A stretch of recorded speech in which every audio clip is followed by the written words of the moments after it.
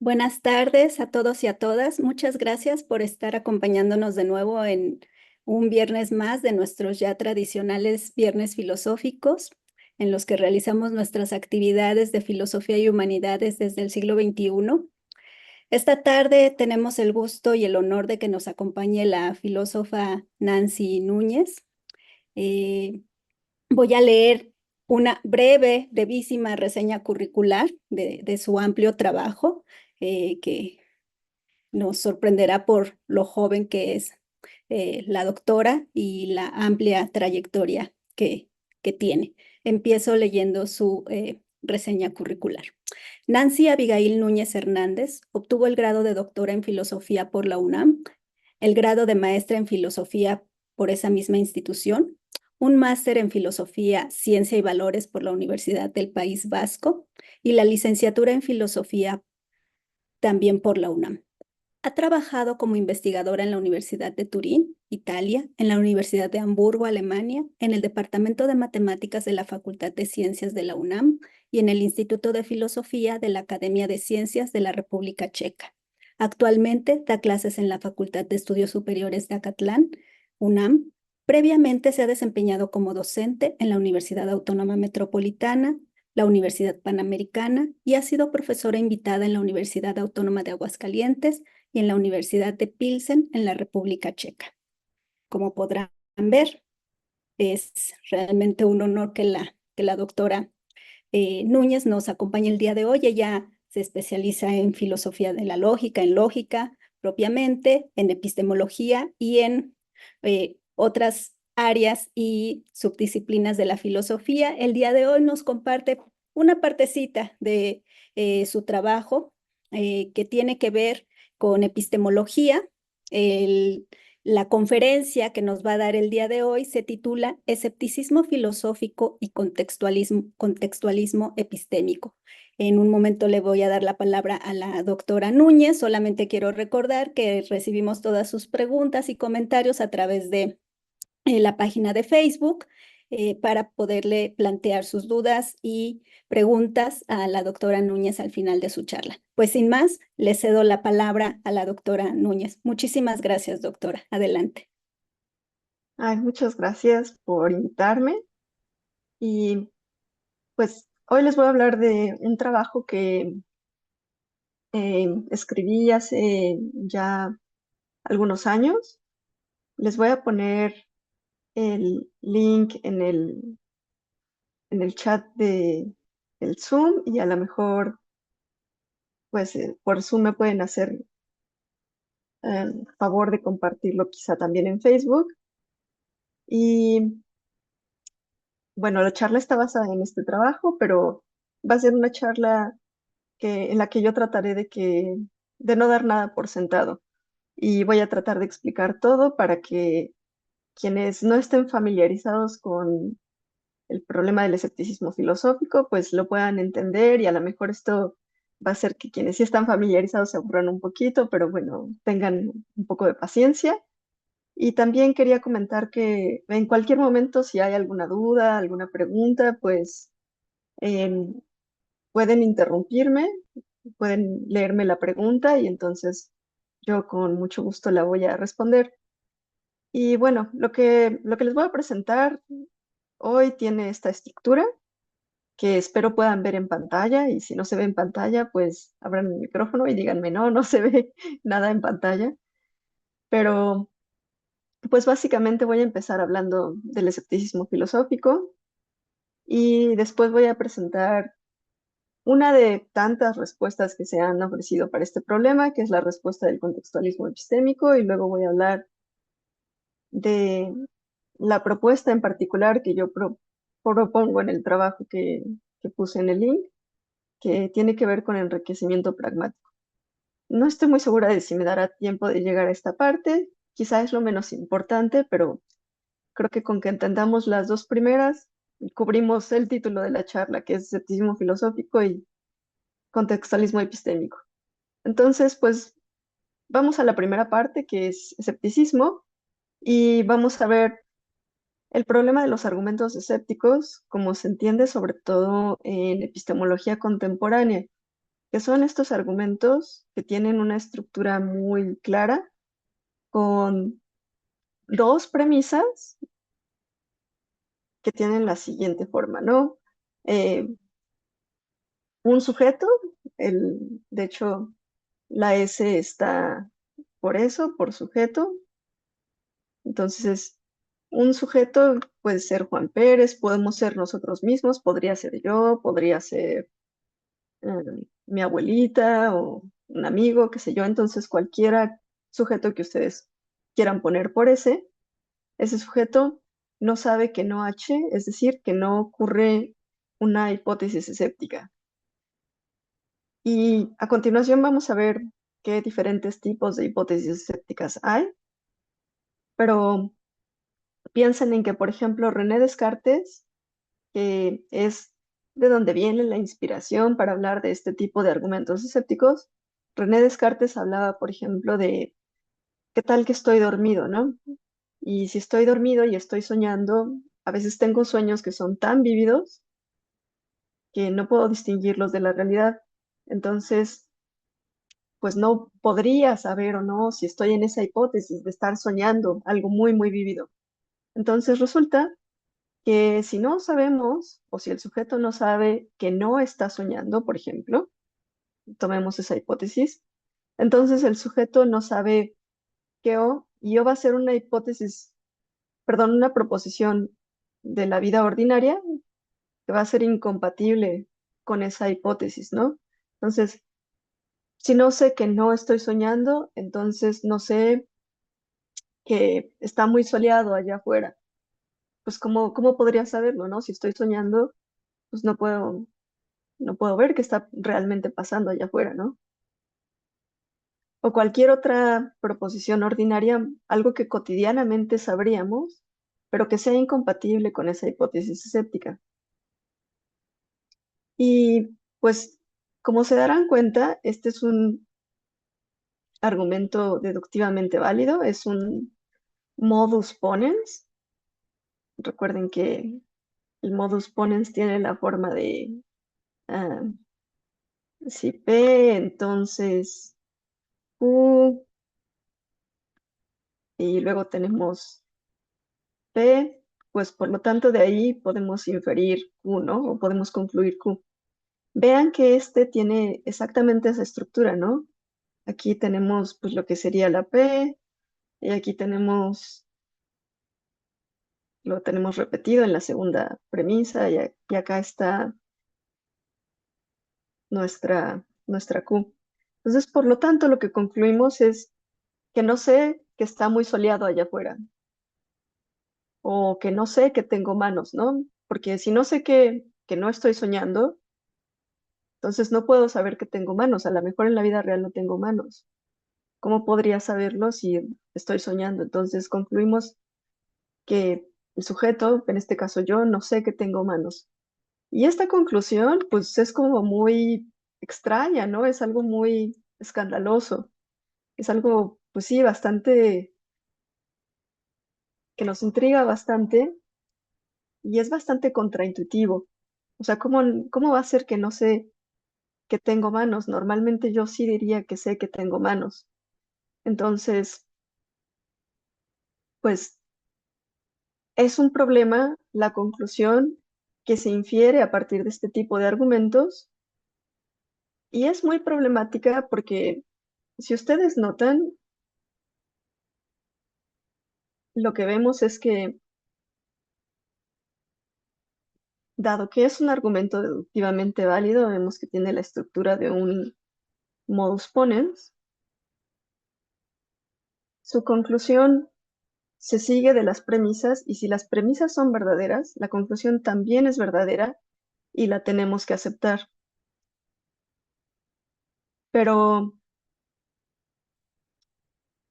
nos podríamos preguntar entonces, ¿realmente son verdaderas las premisas? Y pues todo parece indicar que sí, ¿no? Piensen en que la primera premisa, que no sabemos, que no estamos en una hipótesis escéptica, es bastante plausible. ¿Por qué? Vamos a ver ejemplos de hipótesis escépticas, pero la idea es que una característica muy importante de las hipótesis escépticas es que están diseñadas de tal forma que son compatibles con toda la evidencia que tenemos disponible. Entonces, todo lo que nosotros podemos percibir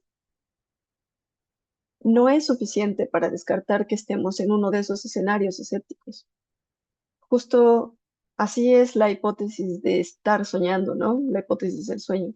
El sueño es tan vívido que no lo puedo distinguir de la realidad. Entonces, pues sí, efectivamente, no puedo saber que no estoy soñando. Pero si no sé que no estoy soñando, entonces, pues no puedo saber esa otra proposición que es incompatible con la hipótesis. Entonces, la segunda premisa también la tenemos que aceptar. De hecho, esta premisa, los epistemólogos sugieren que la debemos aceptar porque es un caso del principio de clausura epistémica que la mayor parte de los epistemólogos consideran que es verdadero, pero aunque no supiéramos qué significa esto de principio de clausura epistémica, pues sí, parece que de hecho es una premisa plausible, igual que la primera premisa, ¿no? Entonces, estas dos premisas verdaderas pues nos fuerzan a aceptar que también la conclusión es verdadera, pero decíamos, la conclusión es muy contraintuitiva, es algo que no tiene sentido, ¿no? Entonces, vamos a ver justo ejemplos de hipótesis escépticas que nos llevan a esta conclusión, porque al no poder descartar la primera hipótesis y tampoco la segunda, pues que involucra ambas hipótesis escépticas, pues nos vemos obligados a concluir que no sabemos cosas que ordinariamente diríamos que sí sabemos. Nos vamos a ver ejemplos de hipótesis escépticas. Hablábamos de la posibilidad de estar dormido soñando, un sueño tan vívido que no lo podemos distinguir de la realidad.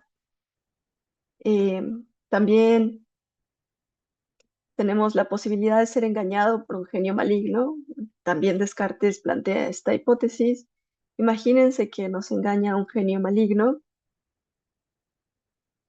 y este genio lo que hace es que manipula todas nuestras creencias para que resulten, por ejemplo, ser falsas y no sean, no revelen lo que realmente está ahí en la realidad, pero nosotros no nos podemos dar cuenta, ¿no?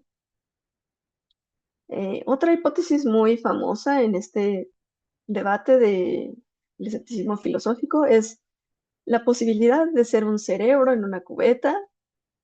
No tenemos cuerpo, seríamos solo cerebro, estimulado electroquímicamente para tener el mismo tipo de creencias que un ser humano tendría como resultado de sus experiencias perceptivas ordinarias. Entonces a esto lo vamos a abreviar con TS, por cerebro en cubeta. Y la idea es simplemente esta, ¿no? Que nos imaginemos que en lugar de ser el ser humano que somos, simplemente es nuestro cerebro que está metido en una cubeta, en algún líquido, con unos electrodos conectados, y eso permite que estén estimulando nuestro cerebro electroquímicamente para que nosotros tengamos las sensaciones y las creencias, o para que el cerebro tenga las creencias que tendría cualquier ser humano normal. Entonces piensen, de nuevo vamos a volver al argumento escéptico, que si no sabemos que no somos cerebro en cubeta, entonces no sabemos que tenemos manos. Obvio, los cerebros en cubeta no tienen manos, pero justo nosotros creemos que sí. Pero si no podemos descartar la hipótesis de que somos un cerebro en una cubeta, entonces realmente no sabemos que tenemos manos. Y no podemos descartar esa hipótesis porque dense cuenta de que si fuéramos cerebro en cubeta, entonces tendríamos las mismas creencias que si no fuéramos cerebro en cubeta. Entonces, por eso es tan difícil descartar la hipótesis y por eso parece que tenemos que aceptar la premisa uno, ¿no? Por eso es plausible, porque de hecho nuestra evidencia no nos permite decir si somos o no somos cerebro en cubeta. Entonces, pues sí, no sabemos que no somos cerebro en cubeta. Eh, Otra tipo de hipótesis escéptica es la posibilidad de estar en una especie de Matrix, como en la película, o cualquier otra realidad alterna incompatible con la nuestra. Y hay varias películas como esta, bueno, que presentan hipótesis escépticas, ¿no? Está la Matrix, pero también está otra que se llama The Truman Show, Y pues hay otras varias, ¿no? Entonces ustedes piensen en una de estas películas en donde se presenta una realidad alterna que los sujetos pues no pueden ver, que realmente no están viviendo lo que creen que viven, sino que más bien están en otra realidad donde los manipulan. Y pues la manera en la que los manipulan no les permite darse cuenta de que están siendo manipulados hasta que pasa algo misterioso, ¿no? Entonces, estas son las hipótesis escépticas, ese es el argumento escéptico. Vamos a ver, para que quede más claro, el argumento ejemplificado con la hipótesis de los cerebros en cubeta.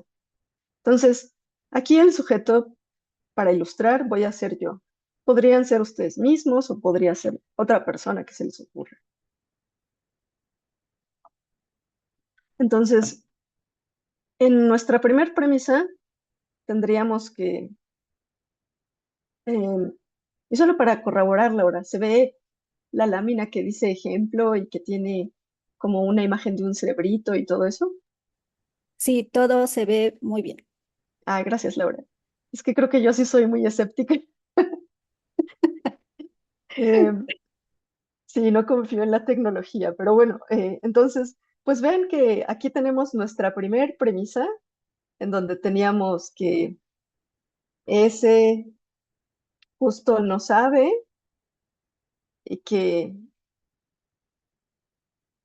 o justo no sabe que, pues, no ocurre la hipótesis escéptica, ¿no? No ocurre que no es un cerebro en una cubeta. Entonces, en este caso, yo, que soy el sujeto, no sé que no soy un cerebro en una cubeta. Y la segunda premisa es que si yo no sé que no soy un cerebro en una cubeta, entonces yo no sé que tengo manos. Para realmente poder decirles que estoy segura de que tengo manos, tendría que poder descartar la hipótesis escéptica de que soy un cerebro en una cubeta. Pero pues no hay nada en mi evidencia que me permita decirles que sé que no soy un cerebro en una cubeta. Y no hay nada porque si fuera un cerebro en una cubeta, mi evidencia disponible sería exactamente la misma que si no lo fuera, que si fuera un ser humano real. Entonces, por lo tanto, pues estas dos premisas me llevan a la conclusión absurda de que yo no sé que tengo manos. Y pues suena absurda o quizá más bien muy contraintuitiva, porque cotidianamente creeríamos que sí sabemos que tenemos manos.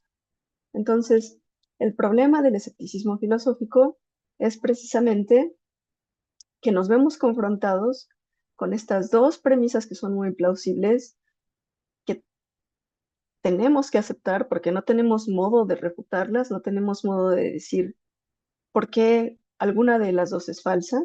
Entonces, estas dos premisas muy plausibles nos llevan a concluir esto que es bastante contraintuitivo y que normalmente nosotros querríamos negar, querríamos decir, no, pues claro que sé que tengo manos. Entonces, esta postura es una postura escéptica justo porque nos lleva a dudar de este tipo de cosas, en particular proposiciones que tienen que ver, por ejemplo, en este caso, con el mundo externo, ¿no? También hay escepticismo de las otras mentes, pero en particular, la mayoría de las veces en las que se debate el problema del escepticismo filosófico, está involucrado cuestionar la existencia del mundo externo a través de este tipo de argumentos. Y es bastante problemático porque pues a nosotros nos parece obvio que existe el mundo externo, ¿no? Y que sabemos que existe. Nos parece también obvio que sabemos que tenemos manos. Pero ¿cómo podemos defenderlo si estas dos premisas que ya aceptamos nos llevan a tener que aceptar esta conclusión porque se sigue deductivamente de esas premisas? Entonces, este es el problema del escepticismo filosófico muy a grandes rasgos. Es cómo podríamos dar cuenta de esta conclusión, ¿no? Tan extraña y tan contraintuitiva. Se han dado muchísimas respuestas. Les decía, así es como se entiende el problema en la filosofía contemporánea. No es que los filósofos antiguos no se hayan dado cuenta de esto, pero pues nosotros nos vamos a concentrar en las respuestas que se han dado a esta formulación del problema que se presenta en filosofía contemporánea. Entonces, algunas respuestas, solo muy rápidamente. Por ejemplo, desde Descartes teníamos una en la filosofía moderna, que pues muy a grandes rasgos su estrategia es primero apelar al cogito ergo sum, a que pues sí estoy dudando de que tengo manos, por ejemplo, pero pues dado que estoy dudando, soy una cosa pensante y bueno, pues si estoy pensando, por lo tanto existo, ¿no? Y eso combinado con la idea de que también puedo pensar en que hay un ser infinito y perfecto. Entonces me doy cuenta de que puedo tener ese tipo de idea. Y ese tipo de idea no podría provenir de un ser imperfecto como yo, ¿no? Siendo tan imperfecto, ¿cómo se me iba a ocurrir a mí en algún momento que existiera esa cosa infinita y perfecta? De dónde me vendría la idea? Descartes cree que la única fuente posible de esa idea es un Dios infinito y perfecto y concluye que por lo tanto Dios existe y no permitiría que existiese el genio maligno que me engaña para que tenga solo creencias falsas. Esta es como una casi caricaturización de lo que nos dice Descartes en las metafísicas, en las meditaciones metafísicas. Hay otra respuesta que también ha sido muy popular, que es la que nos ofrece G. E. Moore en su artículo titulado Prueba del mundo externo, que nos dice, pues mira, es muy sencillo, ¿no? O sea, no tienes que dudar del mundo externo porque, pues mira, primero aquí te muestro una mano y aquí te muestro otra mano, levanto una mano y te la muestro, levanto la otra mano y te la muestro, y las manos son objetos externos, pues por lo tanto ya te mostré que los objetos externos son reales, que los objetos externos existen. Estas son dos estrategias y las dos estrategias pues han sido muy estudiadas, también han sido muy debatidas y cuestionadas, y son solo un ejemplo de respuestas que se han dado al problema. Hay muchos otros ejemplos. Si les interesa este tema, yo les recomiendo mucho el libro de Barry Stroud, El escepticismo filosófico y su significación, y ahí él habla de otras respuestas, pero bueno, digamos que por motivos de tiempo, pues no nos va a dar la conferencia para hablar de todas las otras respuestas y los problemas que tienen. Más bien, lo que yo quiero presentarles es esta respuesta que se conoce como contextualismo epistémico, que es una respuesta que se popularizó mucho por ahí de los años 90 del siglo pasado. Entonces, pues ya es un poco vieja y actualmente ya no hay tantas personas que defiendan esto, pero en su momento fue una respuesta muy popular dentro de la epistemología. Entonces vamos a hablar de, primero de expresiones sensibles al contexto. Ah, entonces aquí tenemos que, y bueno, aquí sí hago algún error, corrígeme Laura porque tú sabes mucho más de esto que yo. Entonces, tenemos que, de acuerdo con la semántica veritativo condicional, el significado de las oraciones depende de sus condiciones de verdad. Entonces, ¿qué significa una oración? Pues está muy ligado a lo que la hace verdadera, ¿no? Y en el caso de las palabras, su significado está dado por la contribución a las condiciones a las condiciones de verdad de la oración en la que la presentamos. Piensen en que, por ejemplo, aquí, cuando tenemos la oración, la nieve es blanca, ¿qué significa que la nieve es blanca? Pues de esto, ¿no? Que vemos aquí, que la nieve es blanca. Y cuando decimos que esa oración es verdadera, decimos que es verdadera sí y solo sí, la nieve es blanca. Entonces, noten esa conexión entre condiciones de verdad y significado.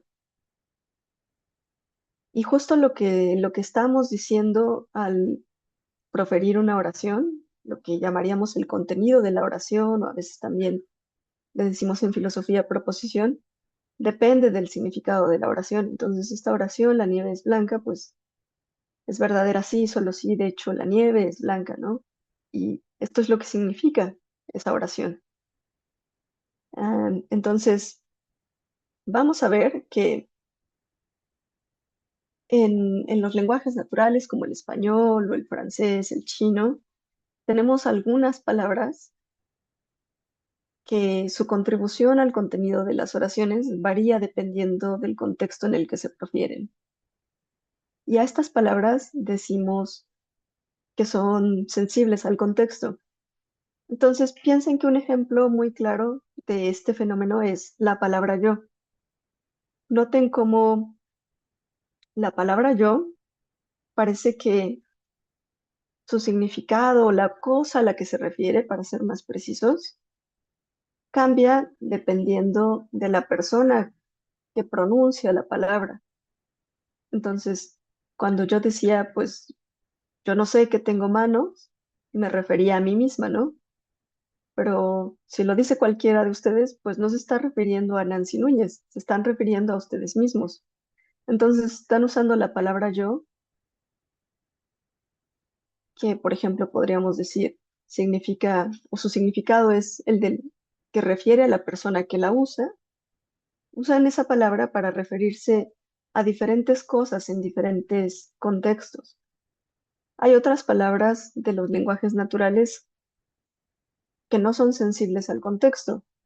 Piensen que la palabra cuatro, pues siempre se refiere a lo mismo, ¿no? No importa que la diga yo, o que la diga la doctora Laura, o que lo diga cualquiera de ustedes. Siempre hablamos de lo mismo, el número cuatro.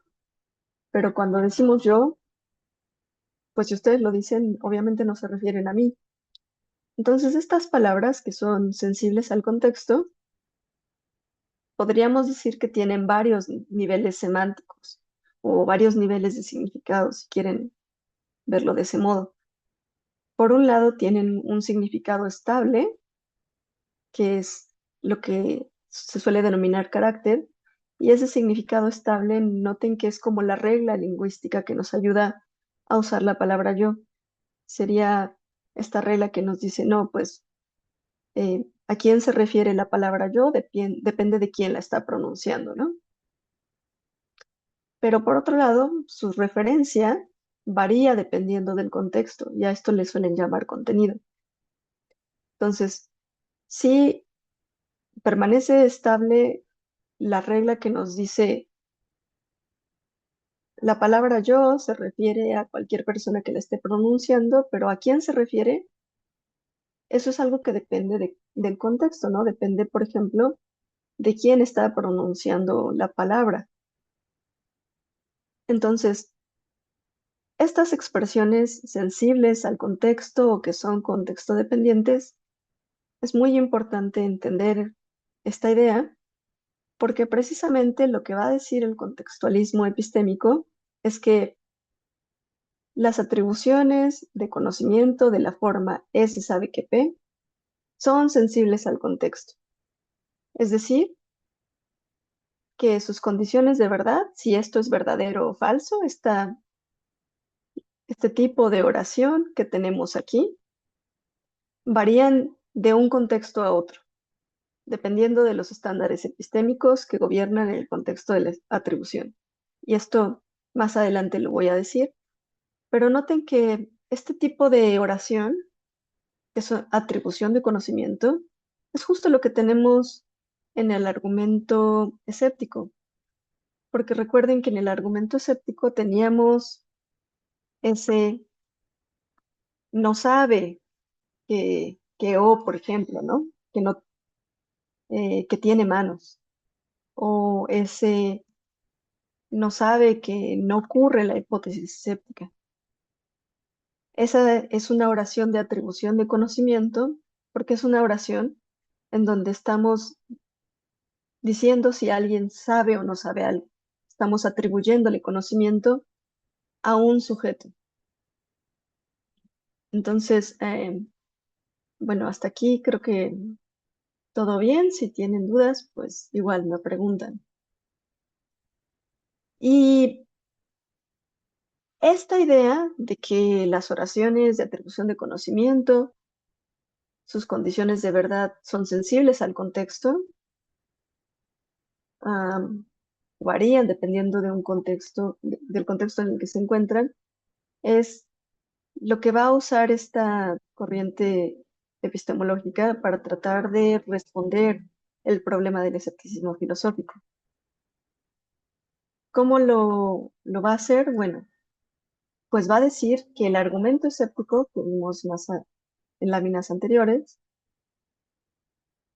crea un contexto en donde estamos tomando la hipótesis escéptica como si realmente fuera una posibilidad, como si fuera algo que realmente pudiese ocurrir.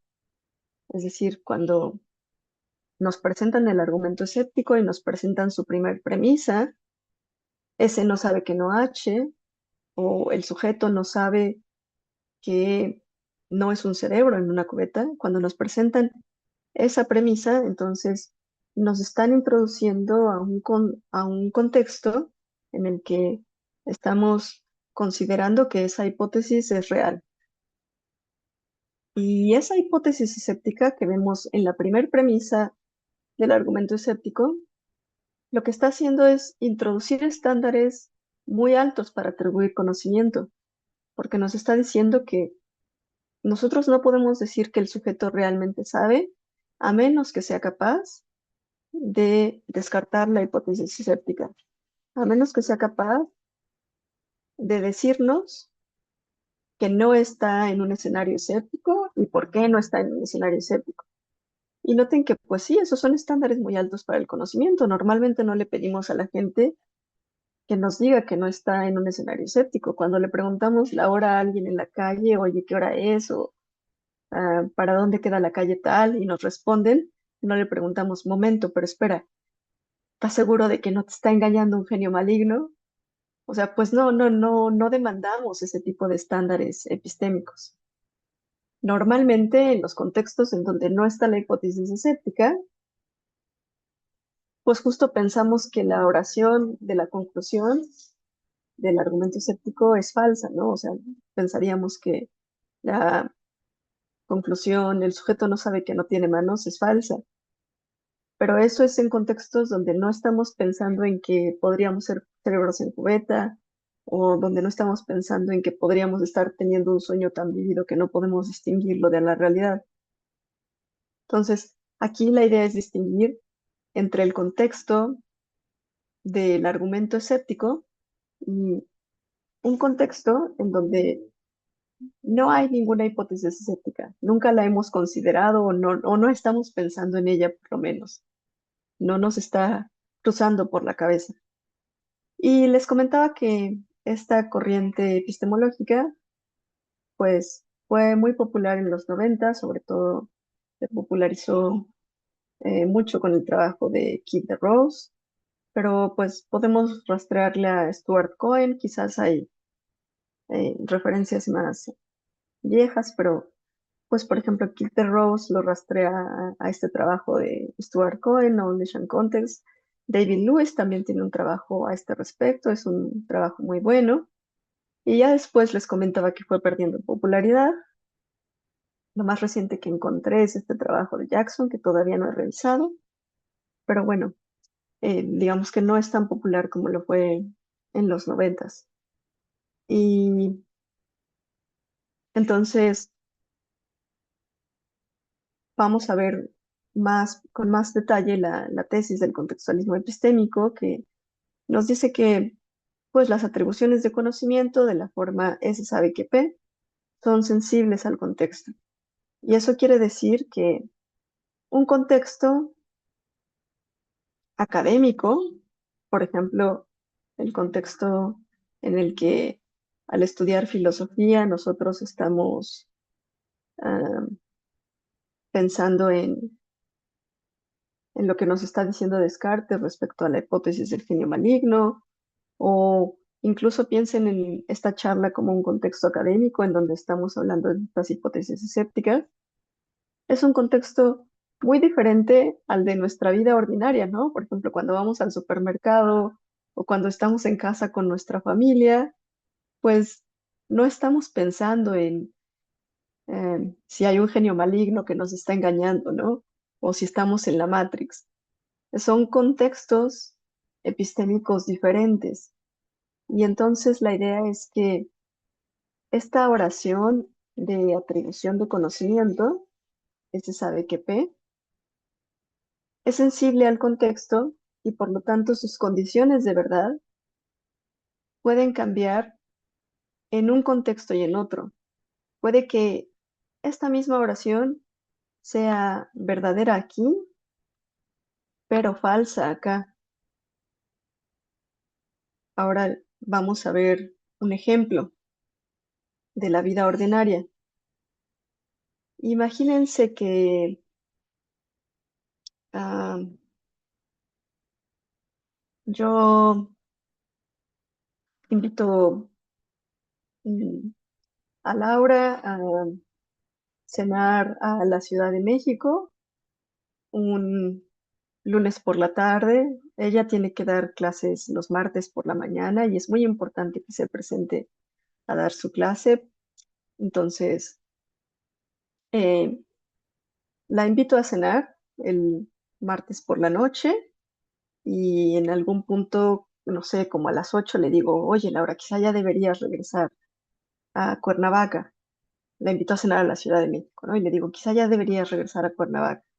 Y me dice, ay, no te preocupes, hay autobuses toda la noche, entonces me puedo regresar un poco más tarde, no hay problema. Y pues ya seguimos cenando y no nos preocupamos. Es un contexto, digamos, con estándares epistémicos muy bajos, no hay mucho en juego, no, no nos preocupa tanto que pierda el autobús o no. Y en este caso, noten que esta es una oración de atribución de conocimiento. Laura sabe que, es decir, el sujeto sabe que hay una proposición ordinaria. Laura sabe que hay autobuses toda la noche. Entonces, vean que tenemos al sujeto, la atribución de conocimiento sabe que, y luego, pues la proposición, ¿no? Y en este contexto, como no hay mucho en juego, resulta que esa oración es verdadera, ¿no? En ese contexto, los estándares epistémicos para atribuirle conocimiento a Laura, pues son más o menos relajados o laxos. Pero ahora vamos a otro contexto, un contexto en donde sí hay mucho en juego. Imagínense que igual estamos cenando un martes en la noche, son como las 8, pero en este caso resulta que hay reglas muy, muy estrictas en su universidad y si no se presenta el martes por la mañana a dar su clase, la van a correr. Entonces hay mucho en juego, ¿no? Y es preocupante entonces que pierda el autobús. Imagínense que pierde el último autobús, pues no lograría regresar a dar las clases y entonces la correrían de su trabajo y esto sí es muy preocupante. Y en ese caso, la misma oración, noten que es la misma oración, pero ahora un contexto diferente, esa oración resulta que la evaluamos como falsa, porque en ese caso, pues le preguntamos, oye Laura, ¿no crees que ya debería regresar? Y ella dice, ah, sí, no te preocupes, hay autobuses toda la noche. Pero pues empezamos a pensar, bueno, ¿qué tal que no hay autobuses, no? Y si no hay autobuses y pierde el último autobús, pues entonces eh, hay el riesgo de que pierda su trabajo, ¿no? Entonces, en ese contexto donde hay mucho en juego, decimos, pues no, esta atribución de conocimiento es falsa. Aquí Laura no sabe que hay autobuses toda la noche. Entonces, noten cómo es exactamente la misma oración, pero en un contexto, en el contexto en donde no nos preocupa nada, no estamos muy relajados, no pasa nada si pierde el último autobús, pues la oración resulta que la calificamos como verdadera, ¿no? Pero en un contexto donde hay mucho en juego, donde podría perder su trabajo si pierde el último autobús de la noche, pues esa misma oración la calificamos como falsa. Entonces noten que esta cosa, que una atribución de conocimiento, una oración de atribución de conocimiento, puede ser verdadera o falsa, dependiendo si la evaluamos en un contexto donde los estándares epistémicos son muy laxos, como el contexto de la vida cotidiana, o puede ser falsa si la evaluamos en un contexto donde los estándares epistémicos son muy elevados, porque, por ejemplo, hay una hipótesis escéptica o hay mucho en juego en ese contexto. Entonces, esta es la tesis principal del contextualismo epistémico. Y en ese sentido, noten que el, el argumento escéptico que estudiamos, por ejemplo, en nuestras clases de filosofía o en charlas como esta, eleva los estándares epistémicos al sugerir que para saber algo nosotros necesitamos descartar que estemos en un escenario escéptico.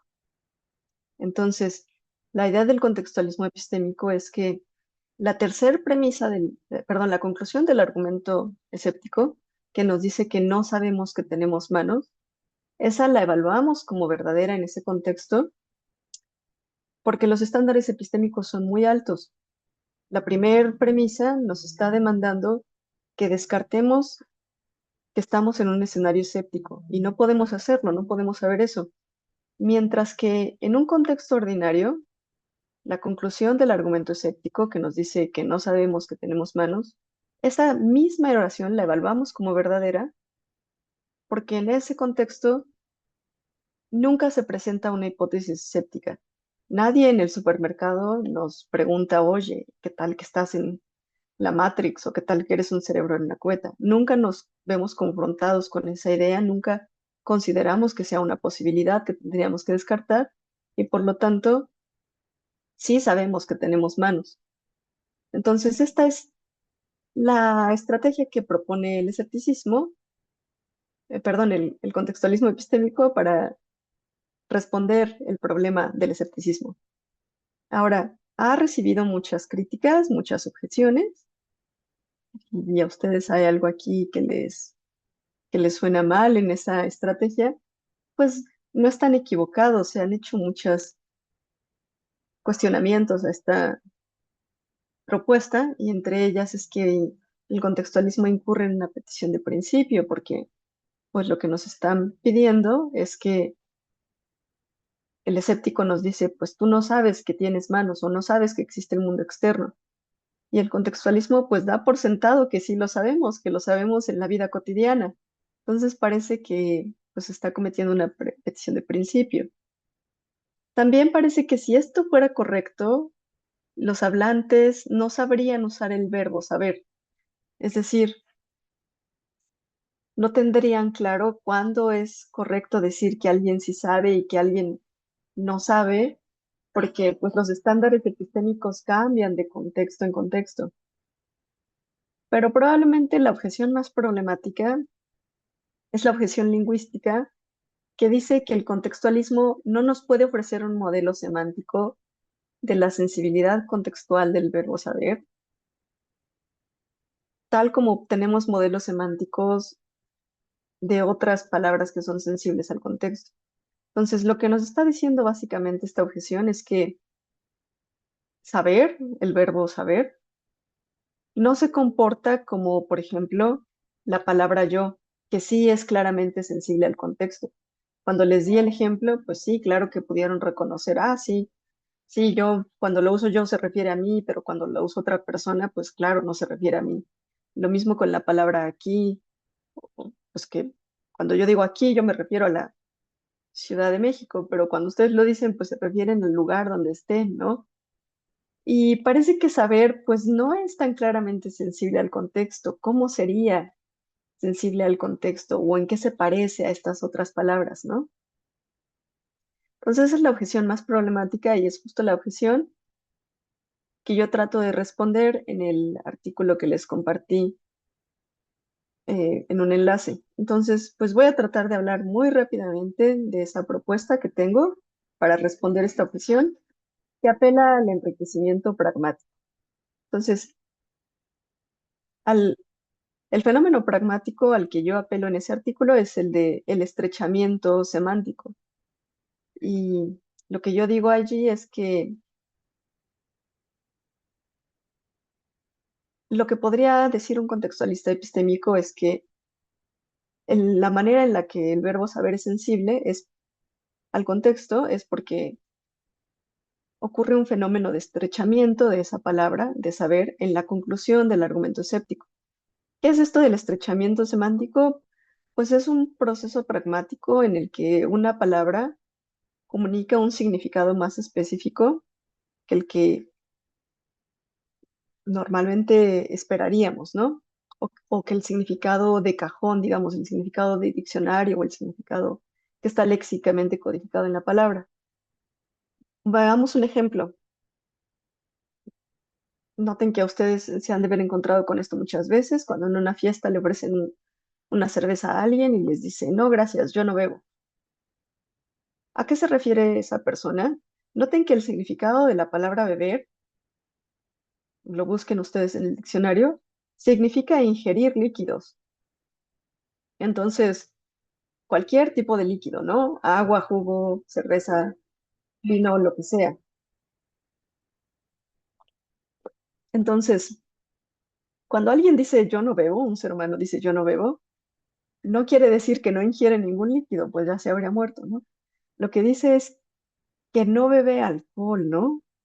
Simplemente nos dice yo no bebo, pero a lo que se refiere es justo a eso y nosotros lo entendemos porque aquí parece que la palabra beber, su significado en lugar de referirse a cualquier líquido, a la ingesta de cualquier líquido, ahora se estrecha y se refiere a un tipo específico de líquido, ¿no?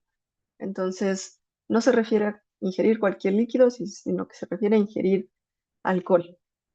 Entonces, en ese contexto, lo que está pasando es este fenómeno pragmático del estrechamiento, en donde yo no bebo significa simplemente yo no bebo alcohol, ¿no? Y yo lo que digo es que lo mismo más o menos está pasando con el verbo saber.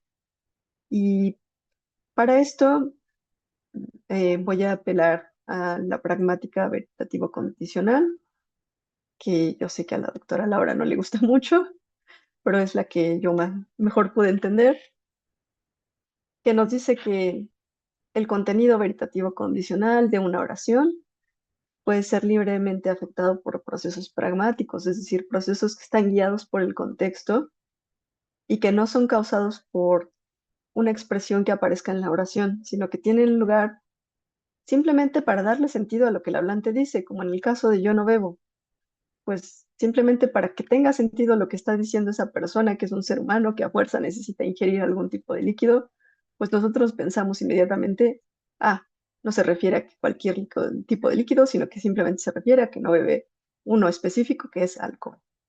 Entonces, ah, de acuerdo con esta pragmática veritativo-funcional, lo que tiene que pasar para que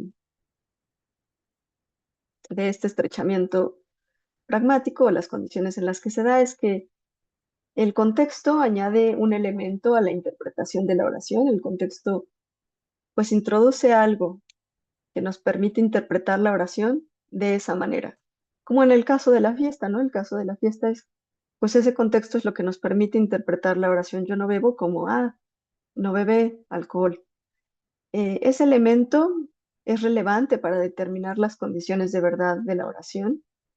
Entonces, en la fiesta decimos, pues yo no bebo, cuando la persona nos dice eso, no decimos, no, momento, es falsa tu oración porque si ingieres líquidos. No, pues inmediatamente el contexto nos permite ver que tu oración es verdadera si la interpretamos de esa manera y ese elemento, pues es lo que nos permite ver que la oración es verdadera, ¿no? Es relevante para las condiciones de verdad de la oración.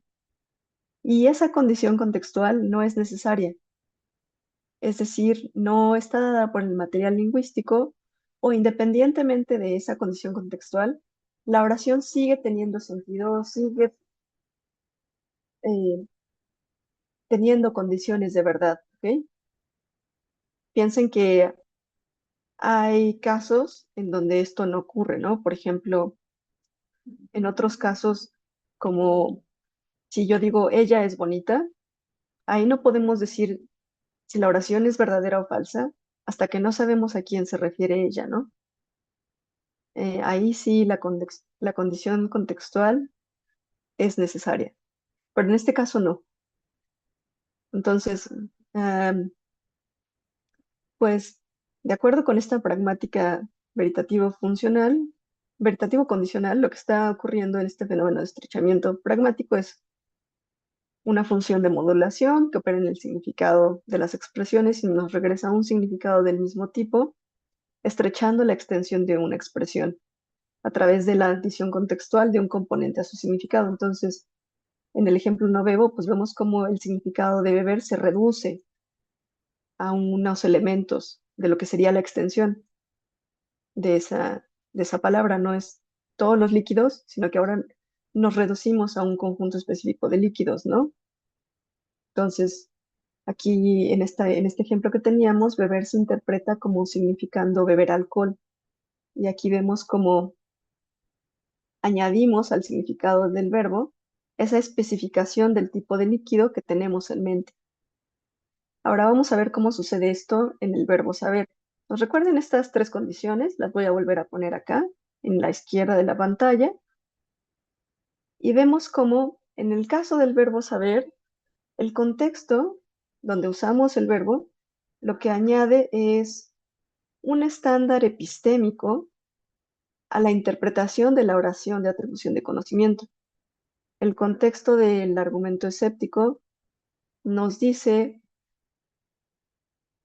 que de hecho necesitamos ser capaces de descartar que estamos en un escenario escéptico. Luego, las condiciones de verdad de la oración de atribución de conocimiento dependen de ese estándar, ¿no? Entonces,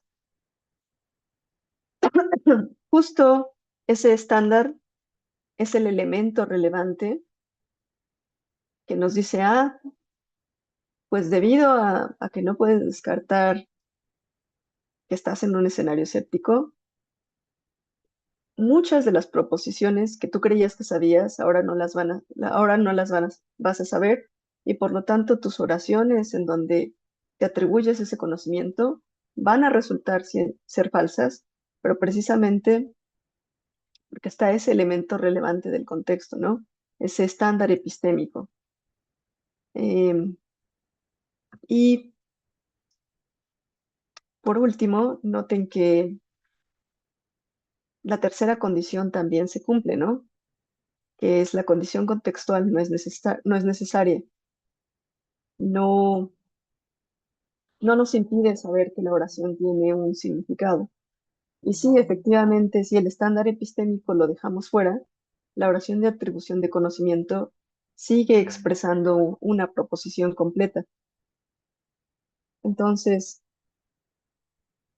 esto nos muestra que efectivamente, si pensamos que el estrechamiento es un fenómeno pragmático con el que podemos explicar por qué estas oraciones de atribución de conocimiento parecen verdaderas en un contexto y falsas en otro, pues ya tenemos una buena manera de defender el contextualismo epistémico, que a su vez es una respuesta a ese problema del escepticismo filosófico.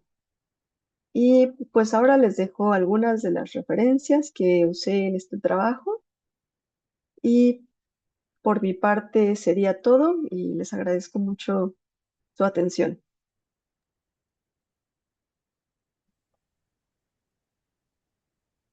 Muchas gracias, doctora Nancy. Además, justitísimo en el tiempo, qué barbaridad. Este, pues buenísima, en realidad nos quedó un documento para nuestro acervo. Qué charla tan interesante. Ay, perdón, se abrió una ventana. Sí, se Perdón, está Laura. viendo negro todo. ¿Todo? Ah, ok. Es que Ah, justo quería compartirles un enlace por si les interesaba más el tema, pero ahorita se los comparto. sí, muchas gracias. La liga al artículo que nos mencionas ya se publicó también en las en los comentarios del Facebook para quien quiera consultar el trabajo de la doctora que ahora del que nos presentó una parte, pues muy interesante, un tema muy de uno de los más tratados a lo largo de la filosofía. Realmente yo estoy muy agradecida porque lo presentaste de una manera muy clara, del escepticismo filosófico. Pues yo tengo un montón de preguntas, dudas, inquietudes al respecto. Voy a empezar a plantear alguna, no todas, para esperar que las personas que nos están siguiendo, puedan hacer sus propias preguntas. Por favor, sé que a veces estos temas nos pueden resultar, este, complicados, pero creo que podríamos justo aprovechar para que la doctora Nancy nos aclare las dudas. Quizás yo quisiera empezar con uno eh, que en realidad ese es un problema que yo he tenido y quisiera saber qué es lo que piensas, doctora Nancy.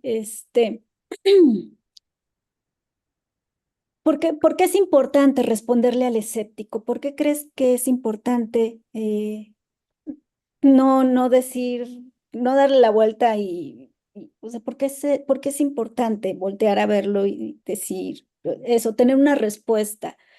O qué es lo que sinceramente, así ya sí me lo pregunto en serio, pero, o sea, ¿por qué? No tanto de qué lleva a una persona a ser escéptica o a una posición filosófica a ser escéptica. En parte tiene que ver con eso, pero no es lo que quisiera preguntar, sino más bien es ¿por qué habría que responderle? ¿Tú por qué consideras que sería importante eso, darle respuesta al escéptico, a la escéptica? Ay, esa es una pregunta súper buena, pero también, pues como todas las preguntas muy buenas, muy complicado de responder. De hecho, en parte el libro de Barry Stroud que recomendaba yo en una de las diapositivas, justo trata de responder esa pregunta que nos acabas de hacer, ¿no? ¿Por qué tendríamos que involucrarnos con alguien que tiene una conclusión tan contraintuitiva y a veces absurda, ¿no? Entonces, sí es justo una de las preguntas que se han hecho la mayoría de los epistemólogos que trabajan en este tipo de problemas. ¿Por qué tenemos que involucrarnos con esta discusión, ¿no? Y creo que en parte tiene que ver hay muchísima literatura a ese respecto y eh, lo que yo voy a decir es como, tiene mucho que ver con la razón que me llevó a estudiar este problema, que es que yo creo que como desde una cierta postura filosófica, nosotros querríamos pensar que eh, nuestra manera de entender el mundo y de hacer filosofía parte de cómo comprendemos ordinariamente las cosas, ¿no? De una comprensión ordinaria, por ejemplo, de cómo funciona nuestro lenguaje, y en este caso más específico de la epistemología, pues sería de cómo nosotros en la práctica usamos el verbo saber, ¿no? O decimos que sí sabemos o no sabemos algo. Entonces, nuestra comprensión del conocimiento tendría que tomar como punto de partida cómo ordinariamente, pues, atribuimos o no atribuimos conocimiento a los sujetos. De hecho, sí parece que la epistemología y los epistemólogos, cuando empiezan a tratar de decir qué es el conocimiento, ese es su punto de partida, ¿no? Incluso cuando en los diálogos de Platón discuten, bueno, pero ¿qué significa saber? Y ponen esas tres condiciones de que no, pues tienes que creer algo y eso tiene que ser verdadero, pues no tenemos conocimiento de cosas falsas, pero además tienes que tener una justificación, pues como que parten de esos casos en los que nosotros ordinariamente decimos, ah, mira, esa persona sí sabe, ¿no? O esa persona no sabe. Y justo lo que está haciendo el escéptico es decirnos, ah, pues todo eso que estás haciendo está, tiene el punto de vista o tiene el punto de partida equivocado, ¿no? no te sirve nada de lo que hiciste porque ese punto de partida está mal, porque de hecho no sabes todas esas cosas. Y entonces creo que una razón por la que deberíamos de involucrarnos en este debate, en tratar de responderle al escéptico, es justo por eso, ¿no? Porque está amenazando todo el edificio de la epistemología. Y aquí quizás es importante hacer una aclaración que yo no dije en la presentación, pero hay que notar que el escéptico es, pues es un enemigo muy extraño en tanto que si uno busca en la literatura filosófica, parece que no hay ningún filósofo que haya sostenido algo tan descabellado como eso, ¿no? Cuando Descartes plantea todas estas hipótesis, no lo hace porque él crea que de hecho hay el genio maligno y que de hecho él crea que no sabemos que tenemos manos, sino que es una estrategia metodológica para conseguir otros propósitos. Pero el hecho es que justo a partir de esos planteamientos, los filósofos después se dieron cuenta de que se podía argumentar de esta manera, y una vez que está ese argumento, pues los epistemólogos tratan de responderlo, y creo que una de las razones por las que tratan de responderlo y por las que se involucran en este debate y tratan de demostrar que la conclusión es falsa, es esa, ¿no? Porque si no nos involucramos con este problema y no hacemos lo posible por demostrar que está mal esa postura escéptica o ese argumento escéptico, pues entonces tendríamos que admitir que la manera en la que tratamos de entender el conocimiento, la manera en la que hacemos epistemología, pues tiene unas bases muy cuestionables, ¿no? O no tenemos un buen punto de partida. Creo yo que esa es una de las razones, pero muy probablemente Barry Straub y otros epistemólogos o dicen esto mismo, pero lo dicen de manera más clara, o dicen algo que sea mucho más coherente. Muchas gracias. No, es que realmente, pues esto pasa con estas posturas tan radicales y que son muy destructivas, ¿no? Mm, En filosofía creo que es una tesis muy destructiva y no lo digo en un sentido, negativo, de verdad. O sea, es una ujú, tesis muy destructiva, no porque no hay que ser escépticos, pues si quieres ser escéptico, si hay necesidad de serlo, pues ve, ¿no? Pero o no sé, parece, y que entonces parece pues eso, que hay que combatirla, ¿no? Pareciera que ujú, entonces si hay una tesis tan destructiva, pues hay que combatirla porque pues eso va a destruir algo y posiblemente mucho, ¿no? O sea, para Descartes era destruir todo, me parece, ujú. al menos lo más valioso, y sin embargo, pues quizás mi duda escéptica del escepticismo. ¿Por qué es tan destructivo? ¿Cuál es su, por qué nos preocupa tanto? Este, y, y creo que va en ese sentido, ¿no? Porque justo lo decías hace un momento, que puede haber escepticismo de las otras mentes, pero él no es que sea el más importante ni mucho menos, pero mm, pues el escepticismo donde ejerce su fuerza no es en los argumentos filosóficos, ¿no? Sino que lo que viene a rechazar es pues nuestro conocimiento cotidiano, nuestro conocimiento Sí, ordinario, ¿no? Es esa su fuerza. Claro, el argumento tiene una forma incluso, digamos, canónica, ¿no? Su modus ponens, pero digamos, lo que viene a negar, a final de cuentas, es nuestro conocimiento ordinario, ¿no? Del que ordinariamente no dudaríamos. Y esa sí, creo que es justo. o muchas de sus fuerzas, no sé si lo que parece, pues, imposible de aceptar para muchos o muchas y que de cierta manera pues nos ponen aprietos a todos y a todas, ¿no?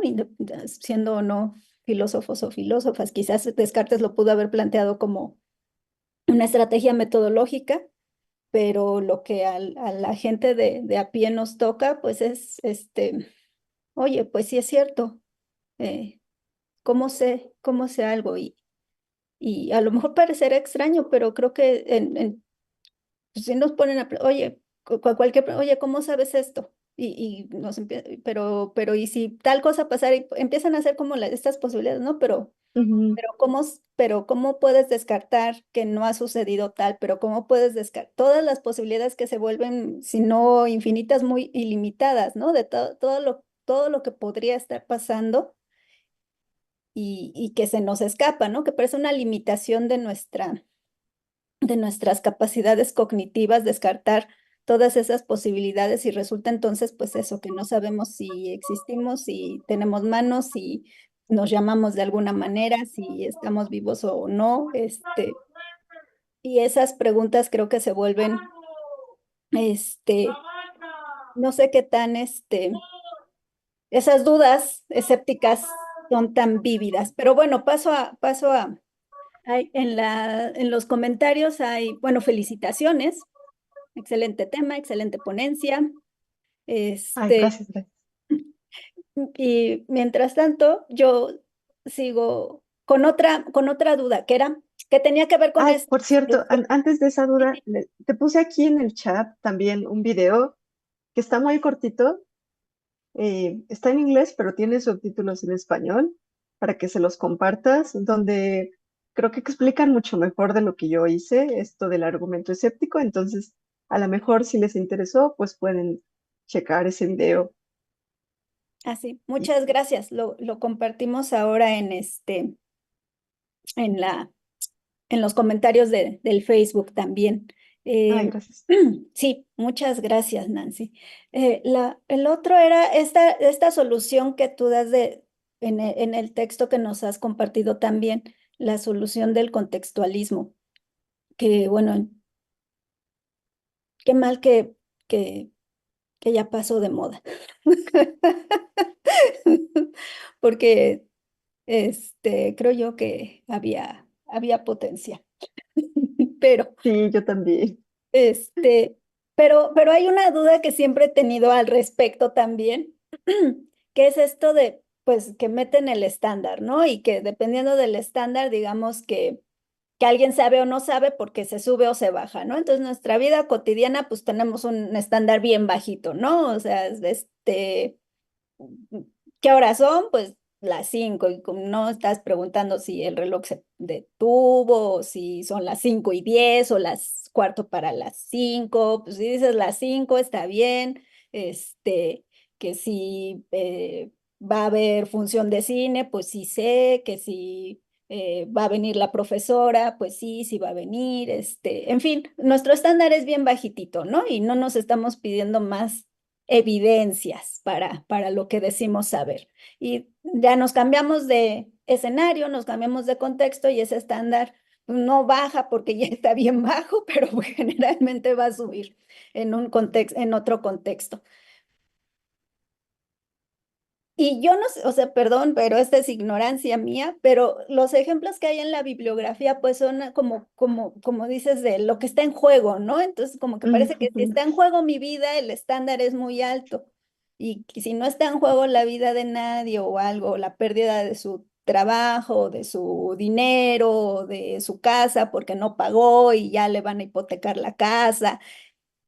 No sé si sea por el tipo de ejemplos, y perdón, de verdad es que pero ya que tengo esta oportunidad de preguntar a alguien que sabe de esto, pues parece, o sea, es un fenómeno pragmático en cuanto al uso del lenguaje, pero parece que el estándar es un fenómeno, pues la fijación del estándar es un fenómeno práctico, perdón por ponerlo así, o es solo el tipo de ejemplos. De verdad, o sea, depende de mis intereses, de los intereses de las personas involucradas y las consecuencias prácticas de saber o no saber, o de No, qué pues depende de que suba o baje ujú.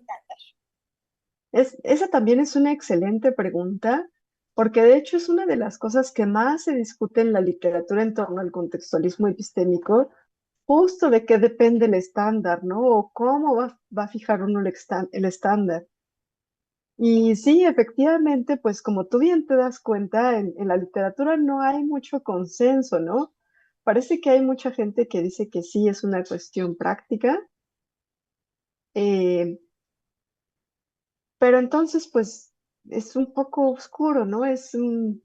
No es tan claro en qué sentido es epistémico, si es una cuestión práctica.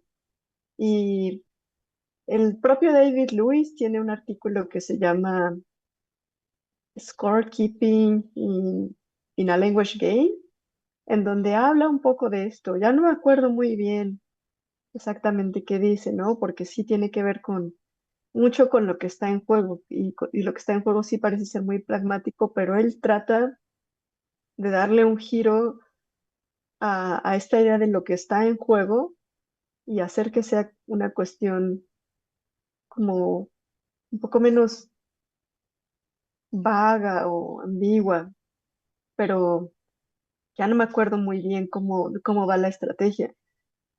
Pero pues sí, es un problema cómo establecerlos y de qué dependen.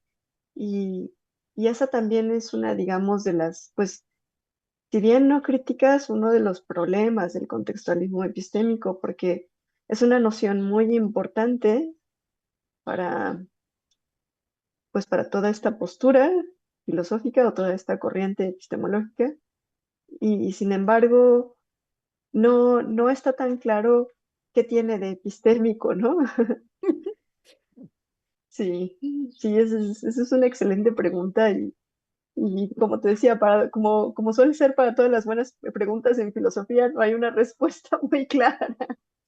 Sí, en general, o sea, se extiende, ¿no? Para cualquier Sí. contextualismo, la misma duda, pero sí, pero en Ujú. particular para el verbo saber, yo sí, pues, incluso dando clases de epistemología, que pues tengo, pues eso, el estándar sí, pero ¿de dónde sale? Y ahí me quedo para no estropear tanto al contextualismo cuando lo estoy presentando. Pero yo realmente tengo esa duda genuina. Eh, Les puedes decir eso, que en realidad los contextualistas no tienen una manera óptima de definirlo, ¿no? Como que no hay mucho consenso y las maneras en las que lo definen, pues algunas de ellas son un tanto insatisfactorias. Hay otro autor que no es contextualista, que es más bien, pertenece a esta otra corriente epistemológica que le llaman epistemología formal, que es toda esta gente que usa el aparato bayesiano para modelar el conocimiento, y usan probabilidad y demás. Se llama Michael Titelbaum y él también habla de estándares epistémicos, pero lo que entiende por estándares epistémicos es una cosa totalmente diferente a lo que los otros epistemólogos habían dicho, y es como involucra probabilidad y unas mediciones muy precisas, que la verdad no entendí muy bien, pero esa es quizá la caracterización más precisa que yo he encontrado de lo que es un estándar epistémico. Entonces, en su libro Fundamentals of Bayesian Epistemology, que es como fundamentos o lo fundamental de la epistemología bayesiana, por ahí tiene un capítulo, no me acuerdo cuál, donde habla de los estándares epistémicos, pero él habla de una cosa muy diferente. Y, o sea, sí es muy claro, porque pues usa todo este instrumental matemático de teoría de la probabilidad, pero sí es muy diferente a lo que dicen todos los otros epistemólogos y sí es un poco complicado. muchas gracias, porque sí es una discusión desde mi punto de vista muy interesante, por eso lamento escuchar que el contextualismo ya no es tan socorrido, eh, porque creo que hay bastante que hacer y podrían, por ejemplo, creo que ajá, nos pregunta Carlos Adrián también algo que tiene que ver con contextualismo. Este, con este ejemplo que dabas de beber, nos pregunta Carlos si el problema sería o que que una frase puede ser muy extensa o digamos, tener una extensión fuera de contexto y que pierde su ambigüedad dependiendo del contexto. Leo, al parecer una frase que es muy extensa pierde su ambigüedad dependiendo del contexto. O sea, yo no bebo es una oración muy extensa. En una fiesta se vuelve de menor extensión y por eso se entiende. Es muy interesante. O sea, fuera de contexto no entenderíamos. Justo como dice Carlos, si mal no recuerdo, Sí, es Carlos. que justo eso es lo que pasa, que, por ejemplo, las palabras tienen una extensión, como por ejemplo beber, ¿no? Su extensión es el acto de ingerir líquidos, ¿no? Y ahí hay un conjunto muy grande, ¿no? Porque puede ser jugo, agua, vino, etcétera. Pero el contexto lo que hace es justo reducir esa extensión, ¿no? Entonces ahora no hablas de todos los líquidos, sino solo de unos cuantos, ¿no?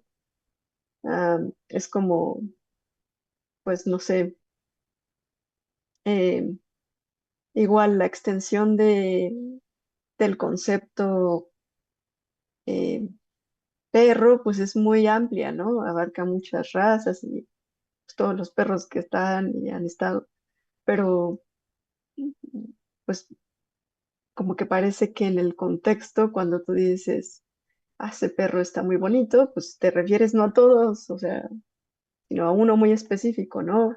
Y bueno, ahí lo que sucede es que esa extensión, no estoy muy segura de si se estrecha como por la misma razón por la que no bebo, ¿no? Más bien creo que ahí lo que pasa es que usaste un indéxico S, ¿no? Entonces ya te refieres a ese. Pero en este caso de bebo, pues sí ocurre lo que Carlos está diciendo, ¿no? Que justo por el contexto, la extensión del término beber se estrecha, ¿no? Sí, se reduce, se estrecha. Y ese es un fenómeno pragmático. Ujú. Sí, esto es, creo que un problema, pues que deja ver, me cuesta a mí entenderlo con saber, o sea, el estrechamiento de saber involucraría como en beber, eh, porque beber es como el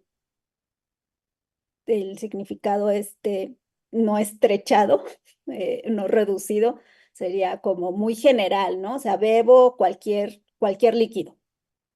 Si lo digo fuera de contexto, es bebo y entonces bebo cualquier líquido. Si lo digo ya en el contexto de, este, de la fiesta, pues es bebo o no bebo bebidas alcohólicas. Este, pero en el caso de saber, si está, o sea, sé en general, saber algo en general y luego es saberlo, es ya, fíjate, mira qué raro, ahora estoy muy perdida. Pero fíjate que es una buena pregunta Gracias, y Carlos, porque si no nos preguntas, sí, si nos yo, preguntas ya me incluí, ¿eh? Pero es que sí, sí. sí, Yo tenía más o menos claro que era el contextualismo en saber y ahora que digo, ajá, entonces saber es saber en general, saber cualquier P, o más bien no saber ninguna P. En fin, este, yo pensaría que a lo mejor funciona, o sea, no lo había pensado hasta ahora que me lo preguntan ustedes, pero, o sea, recordando lo que había dicho en ese artículo, pienso, bueno, o sea, lo que sería como en general la extensión de saber sería, pues, todas esas proposiciones que son verdaderas y para las cuales tienes una justificación, digamos, razonable, bajo estándares ordinarios, ¿no? O sea, como que, pues, sabes algo si lo ves o sabes algo si te lo dijeron en un libro, ¿no? Por ejemplo, en una clase. Entonces es como la extensión, ¿no? Y a la hora en la que el escéptico te dice, ah, pero no sabes que no estás soñando, entonces ahí se estrecha, ¿no? Y tu justificación, además de ser razonable, tiene que incluir que estés justificado en creer que no estás en un escenario escéptico, ¿no? O en creer que no hay alguna hipótesis, que no ocurre alguna hipótesis incompatible con lo que tú crees que sabes. Y entonces, por eso en ese contexto de argumentos escépticos, como que el significado del verbo saber se estrecha para ser más específico, ¿no? Para que tu justificación tenga que incluir eso tan demandante que no puede incluir, o bueno, que es muy difícil de satisfacer, ¿no? ya, claro, o sea, ser, digamos, ordinariamente saber significa algo como sé lo que mis justificaciones ordinarias apoyan, algo así. Ujú. Y eso funciona generalmente bien hasta que me van subiendo mi estándar, ¿no? Ajá, sí, sí, Digo, sí. bajarlo más creo que ya no se puede. Pero me lo va subiendo, ¿no? Este, pues, pues muchísimas gracias. De verdad, doctora Nancy, nos has dado una muy buena charla. Espero que las personas que nos han seguido y las que podrán ver posteriormente el video porque se queda en nuestro acervo de Facebook, pues puedan volver, venir. Yo los voy a hacer a mis alumnos de epistemología, mis alumnas, los voy a hacer que lo vean porque está muy bueno. Muchísimas gracias. No sé si quieras añadir algo, doctora.